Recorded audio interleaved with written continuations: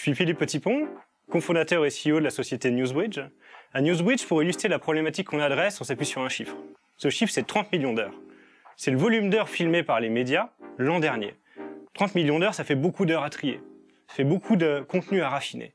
Et la taille des équipes, elle n'est pas exponentielle. C'est-à-dire qu'avec une équipe restreinte, on va devoir réussir à traiter de plus en plus de contenu. Et c'est là où on intervient. On a développé une intelligence artificielle qui s'appuie sur l'image et sur le son pour réussir à savoir ce qui va être pertinent et ce qui va permettre d'avoir de la valeur dans des contenus vidéo.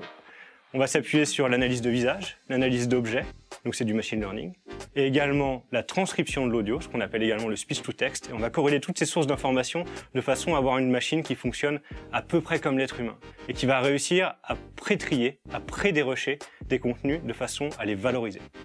Depuis 2 ans, période à laquelle on a commencé à développer nos propres algorithmes, notamment avec une forte collaboration grâce à France Télévisions, on a pu démultiplier des use cases, démultiplier des cas d'usage, notamment en signant de nombreux clients dans le domaine média, à la fois en France et à l'international.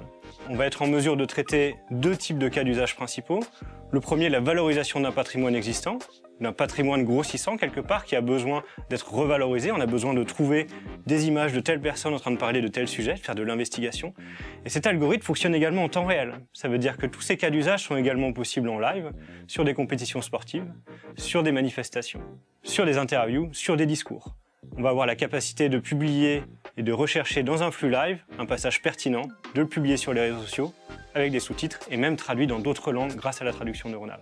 Du côté client, des sociétés de production, des sociétés de post-production, produits des rushs notamment, des ayants droit sportifs, des fédérations, des clubs, des chaînes de télé, des agences de presse comme l'AFP. Nous, ce qu'on voit, c'est que quand on arrive et quand on signe un nouveau client, on met en place un partenariat gagnant-gagnant.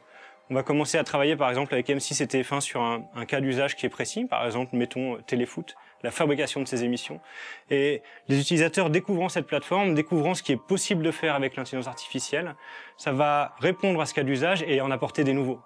Et c'est cette façon-là que nous on promeut de façon à avoir une solution qui va vraiment s'intégrer et répondre à un besoin des équipes.